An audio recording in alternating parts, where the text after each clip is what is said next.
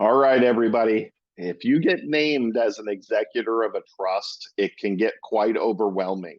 Even some of the simplest situations get overwhelming. So, unfortunately, I have tons of experience in this. I have clients pass away every year, and we jump in with the heirs and actively make sure that we get this transition to the next generation as quick as possible. It doesn't have to be hard. Okay, I know it's overwhelming. We're dealing with a lot of stuff that we may not understand, but there is a much simpler way to look at this. And I know there's endless variables out there that may cause problems, but understand the essence of this is how do I get the stuff of the deceased person to the beneficiaries as quick and easy as possible. Okay. So let's get into this. The first step is find all the essential documents, review the trust, and understand the wishes. Okay. So first things first, where's the trust? Okay. A will is a whole different situation. Let's focus in on those when you're the executor of a trust. You find that big booklet and you're going to have everything you need right there except death certificates.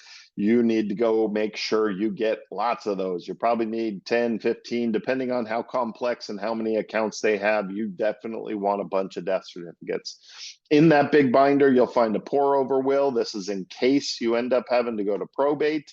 And then hopefully, if the deceased loved you, the list of assets is in there, maybe a list of passwords, maybe a letter just explaining their wishes. There's lots of wonderful stuff that people can put together that really help heirs. So look for all that stuff and then give it a run through, get the essential, 10,000 foot view of this, figure out who the beneficiaries are, what they wanted done with their money. It's all in there.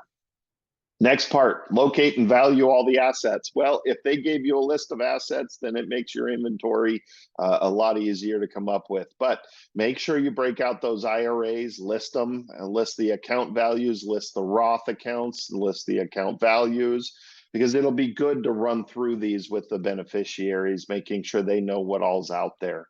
Other investment accounts, bank accounts, life insurance, cars, real estate, and then the stuff that has value, whether it's sentimental or not. Have an idea of how much jewelry's out there, how many guns are out there, how many stacks of gold. We've been finding a lot of those double E bonds stacked up in the back of desks and things like that. So doing this inventory is going to help out quite a bit and give you a list of assets and kind of a checklist of what you got to work on getting distributed.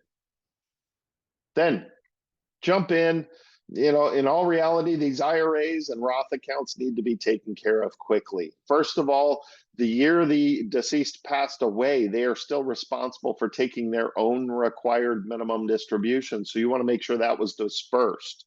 The other part is you want to get it to the heirs so they can set their own inherited IRA and inherited Roth accounts up, and they can start working on their own distributions. So we don't want those to linger out there for years. You want to get those done as quickly as possible and get them transferred directly to the heirs. You don't want those going through the trust.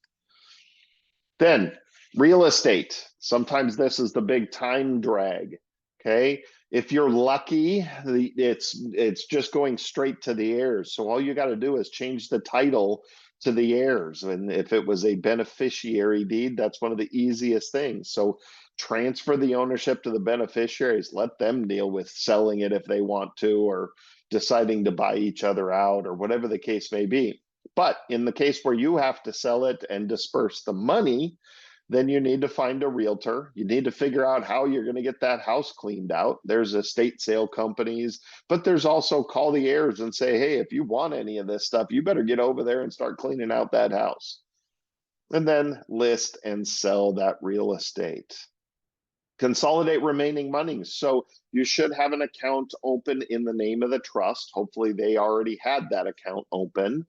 You then file the paperwork with the bank entity showing that you are the trustee. You are taking over and doing all the work on the account. They will give you that power. You don't need a power of attorney for that. They will request a copy of the trust usually, and they will always want a copy of the death certificate. So open that trust bank account if they don't have it and start moving all the miscellaneous monies in. Gather everything there. That's your landing spot for every account that was not an IRA or not a Roth. Okay. Then look through debt. Was there any debt? Okay. There's a couple of things that can be done to avoid debt, but the reality is debt can sue the estate. So if you think you don't have to pay the debt of somebody who passed away, it can get messy and they will go after that estate. There are a couple of ways, the ways to transfer money without having to pay that debt. Life insurance and annuities, as long as it's going directly to the beneficiaries, will not be liable to pay that debt. But any other money of the estate will, including the value of that house. So make sure that you go through, find out if there's any debt, get that stuff paid, and then from there, distribute the rest to the heirs. Okay. And you just want to do this. Just get it done, get it done, get it done. List of those accounts, send the death certificate in, tell them where to send that money, and start consolidating one account at a time, and then enjoy your freedom. It's over. That's it. Write that last check, send it out, and you are done. So a couple of miscellaneous things. Look, I know there's endless, other little snafus, but we make a big deal out of little things quite often. And I understand how overwhelming this can be, especially when you're connected to the deceased and grieving. So understand that there may be probate. Even when there's a trust, people forget to put beneficiaries on accounts or change the title of the account. So we've seen plenty of bank accounts or those big stacks of double E bonds, those treasuries that are laying around. You may end up having to go to probate. And sometimes it makes things a lot easier to just hire an attorney. It's usually a simplified probate, depending on the state that you're in. But wherever the primary residence of the deceased was is where you file that probate. And then in that big trust packet, there is something called a pour over will. Sometimes they're just called the last will and testament, but the pour over will is used, it verbiage in it. You read it and it says anything we forgot to put in the trust belongs in the trust, and the probate court signs off on that, and anything they forgot to put in there gets moved to there. A good financial advisor is always a great resource. When the clients pass away, we're there jumping in with the heirs, getting all the accounts dispersed. Okay, so if you have a good financial advisor that's managing your investment accounts, that is a great resource. They will be there to help get all of those dispersed. And then be open and honest with heirs, keeping them updated. That's one of the problems that I see out there. I get a lot of those questions of people that are beneficiaries waiting for an estate to be dispersed. And, it's hard.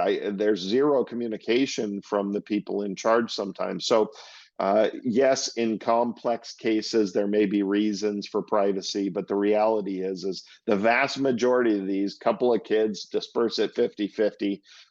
It's perfectly fine to be open and honest with both of them at the same time, and get this dispersed as quick as possible. And don't be afraid to enlist their help, because they're the ones receiving the money. So they should be willing to help out. All right, I hope that helps quite a bit. I'm always happy to consult on those things and help people get through some of those things just from a financial advisory standpoint. I tend to understand and know what happens in all of these estate cases. So happy to help. Yourinvestmentcounselor.com. Plenty of opportunities to book appointments with me, and I can jump in and help out. FPFEAZ.org is our nonprofit organization. We run full education out of there. We do different topics every month. They're live via Zoom. Jump on that website, find the schedule, and jump on a class as soon as you can. Give us a call. Always happy to help out. And if you haven't, go to the full YouTube channel. I got over 200 videos on there. We add a couple new videos every single week. So subscribe, like the videos, share them with friends. It's a great channel with lots of education on there. All right, everybody. See you next week. Thanks again.